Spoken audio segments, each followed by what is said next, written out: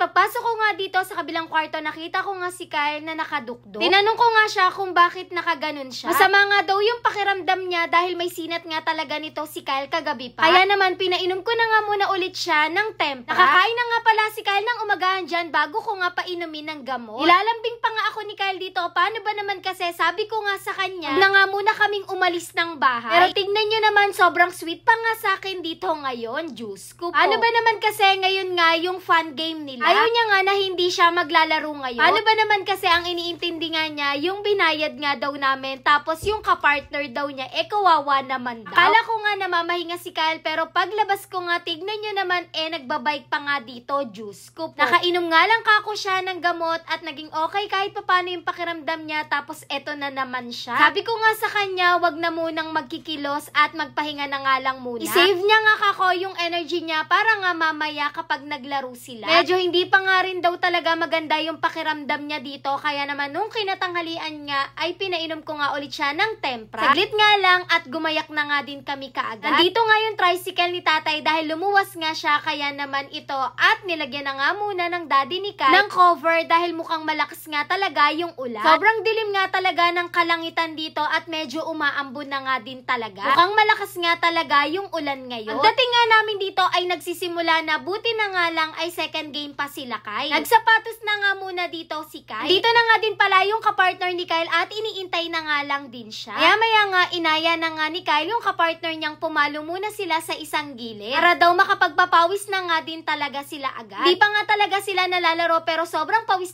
na nga talaga tong si Kyle. Kaya naman nagpalit na nga muna kaagad si Kyle dito ng jersey niya. Baka daw kasi mamaya magtuloy nga yung masamang pakiramdam niya. Nagulat ako dahil nagpabango pa nga talaga dito si Kyle. Binatang binata na talaga dahil may baon pa nga yung kulong dito sa bag niya. Diyos ko po. Alam nyo ba, sa tuwing nanonood nga talaga ako ng tournament nila Kyle, kinakabahan talaga ako. Pero si Kyle hindi naman masyado. Kasi lagi niyang sinasabi, manalo o matalo siya, okay lang naman daw. Meron pa nga sinasabi si Kyle pero nalimutan ko lang talaga. Diyos ko po. Hindi ko rin talaga maitanong sa kanya, paano ba naman kasi nasa school nga siya. Gagaling nga din talaga yung mga kalaban ni Kyle. Pero magaling din naman si Kyle, pati na rin yung partner niya. Abay natural, anak ko to, talagang sasabihin kong magaling to. Diyos ko po. Napakadaming ang basher ni Kyle pero okay lang naman yun. I-bash nyo pa ng i-bash si Kyle para mas lalo pa talaga niyang galingan sa pagte-training at lalo na dito sa paglalaro niya. Biglang ang lumapit sa akin si Kyle dito habang naglalaro sila. Aalisin niya nga daw kasi yung nasa binti niya. Hindi daw kasi maayos yung pagkalagay niya. Ihinayang nga si Kyle, paano ba naman kasi binili niya nga daw talaga yun. Konti na lang din daw kasi talaga yung ganun niya. Kakachika ko nga dito, nag-change court na nga dito sila Kyle. Cheer pa nga ako dito kay Kyle, pati na rin sa partner niya. Dati tahimik lang ako pero ngayon, alam niyo ba, sobrang excited talaga ako. So tapos na pala yung laban nila. Lumapit nga sa amin si Kyle at binigay yung raketa niya. Mahinga nga muna saglit yan, tapos ito, siya na nga yung nag-score dito sa susunod na maglalaban. Wala daw kasi siyang magawa, kabisado naman na daw niya to, kaya ito siya muna yung umupo dito. Bago nga sila Kyle mag-start, tinawag na nga muna lahat ng players. Wala pa nga daw sila kasing picture na kumpleto. Ito na nga yung pangalawang laban nila Kyle. Kung hindi ako nagkakamali, mga taga San Ildefonso nga tong mga bata na to. Magagaling din talaga tong mga to. Sumasakit na nga daw talaga dito yung balakang niya, tapos hindi pa maganda yung pakiramdam niya. Pero okay nga lang daw dahil gusto nga din nila manalo ng kakampi niya. Ay tingal na hingal at pagod na nga yung si Kyle, hindi niya talaga iniinda yung nararamdaman niya.